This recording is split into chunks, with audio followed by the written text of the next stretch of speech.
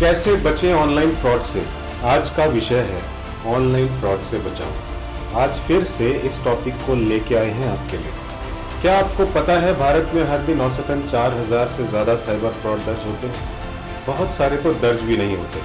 2023-24 में भारतीयों ने ऑनलाइन धोखाधड़ी में कुल 1.2 लाख करोड़ रुपए इतना अमाउंट उनका ठगा गया है। यानी हर मिनट लाखों रुपए किसी न किसी की जेब से उड़ाए जा रहे हैं, और वो भी सिर्फ एक क्लिक या कॉल से। न्यू इरा वर्ल्ड यानी कि नए युग की नई दुनिया में फिर से आपका स्वागत है।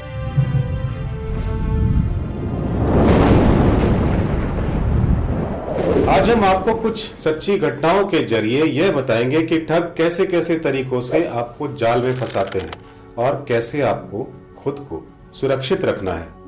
वीडियो पूरा देखिए, क्योंकि हम आपको देंगे 15 सबसे जरूरी मंत्र जो आपको ऑनलाइन दुनिया में सुरक्षित रखेंगे। चलिए कुछ एग्जाम्पल्स देते हैं आपको। एक केस में फर्जी नौकरी और ऑनलाइन ट्रेनिंग स्कैम के माध्यम से फ्रॉड हुआ।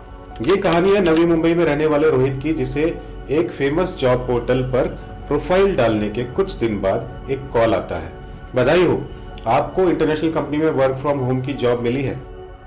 सैलरी 80,000 पर मंथ है। बधाई हो जी, कंग्रेचुलेशंस। बस पहले आपको थोड़ी सी ट्रेनिंग की फीस देनी होगी ताकि आप तैयार हो सको। रोहित खुश। पहले 5,000 मांगे गए, फिर डॉक्यूमेंट वेरिफिकेशन के लिए 15,000 और सिक्योरिटी डिपॉजिट के नाम पर 25,000। कुल मिलाकर 45,000 रुपए दे चुका था, लेकिन ना नौकरी मिली ना पैसे वापिस आए। तो क्या समझे आप, हैकर्स या फ्रॉड करने वाले आपके दिमाग की कौन सी प्रवृत्ति पे आघात करते हैं आपको लूटने के लिए। इस बारे में आगे बात करते हैं। वैसे क्या सीखा आपने? किसी भी कंपनी को ज्वाइन करने से पहले उसका रजिस्ट्रेशन चेक करें। कोई भी असली कंपनी ज्वाइनिंग से पहले पैसे नहीं मांगती है। ये एक बेसिक सी बात है, गांठ पल्ले बांध लीजिए। एक और तरीके की बात करें, कस्टमर केयर नंबर फ्रॉड। दक्षिण दिल्ली की अंजलि ने ऑनलाइन शॉपिंग की थी। ऑर्डर में प्रॉब्लम हुई तो उसने गूगल कर कस्टमर केयर का नंबर सर्च किया। जो नंबर मिला उस पर कॉल किया। वहां से एक एग्जीक्यूटिव ने कहा, हम तुम्हें रिफंड भेज रहे हैं, बस एक लिंक पर क्लिक करिए और बैंक वेरीफाई करिए। अंजलि ने लिंक पर क्लिक किया और यूपीआई पिन डाला। 5 मिनट में अकाउंट से 85,000 उड़ गए। कैसे हुआ उस पर अभी नहीं जाते।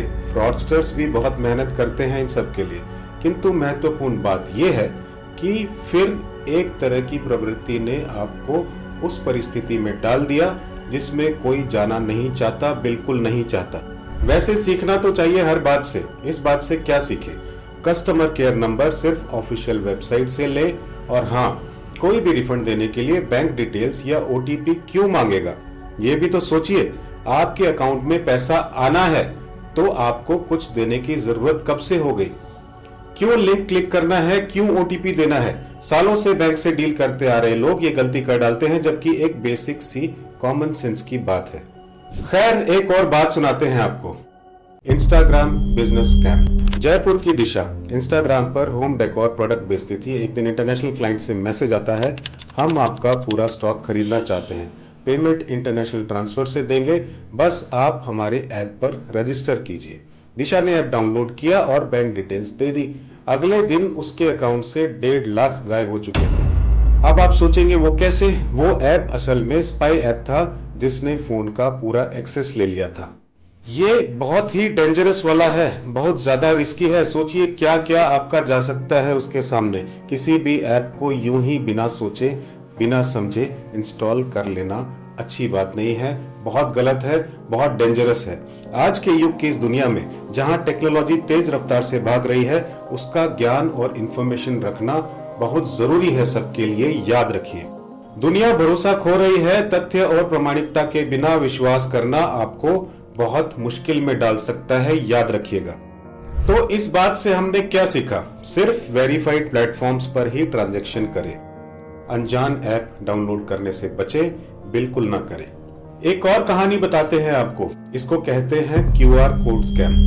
लखनऊ के विजय ने OLX पर पुराना टीवी बेचना चाहा। एक खरीदार ने कहा, मैं अभी पेमेंट भेज रहा हूं, बस क्यूआर कोड स्कैन कर लीजिए।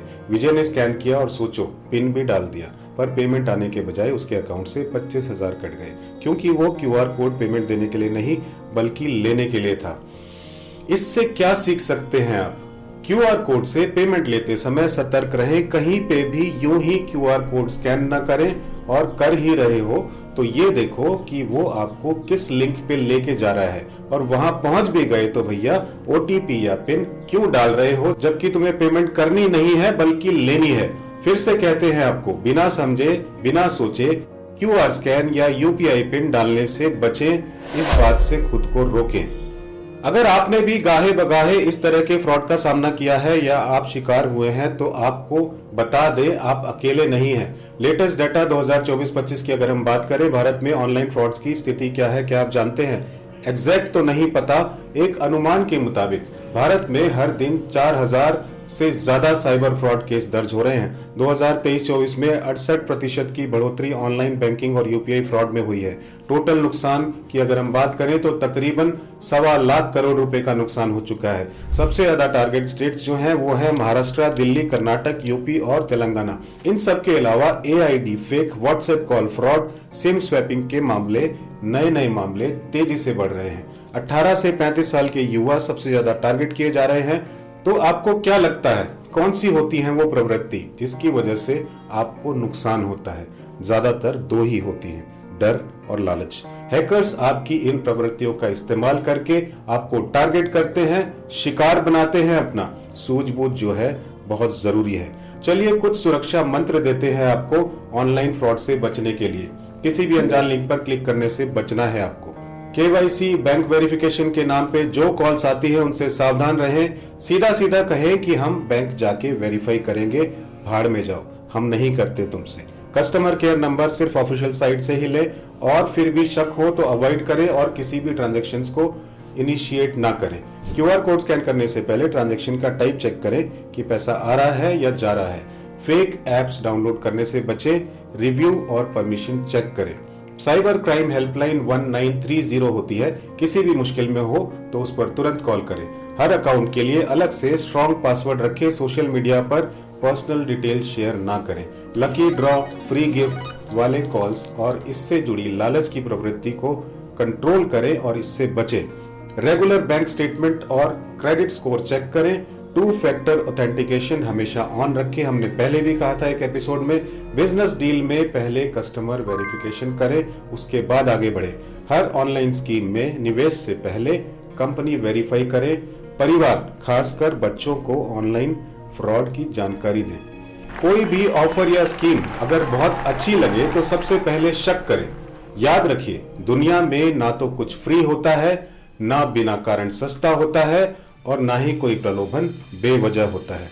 दोस्तों, ऑनलाइन फ्रॉड से बचने का सबसे अच्छा तरीका है सावधानी और सतर्कता। हर क्लिक, हर कॉल और हर स्कैन से पहले सोचिए, कहीं कोई आपको ठगने की कोशिश तो नहीं कर रहा। न्यू एरा वर्ल्ड पर हम आगे भी ऐसी जानकारी लाते रहेंगे, तो चैनल को सब्सक्राइब जरूर कीजिएगा और इस वीडियो को ज्यादा से ज्यादा शेयर कीजिएगा, ताकि आपका परिवार, आपका दोस्त, आपका हर जानने वाला परिचित सुरक्षित रहे। मिलते हैं आपसे अगली वीडियो में। प्रणाम।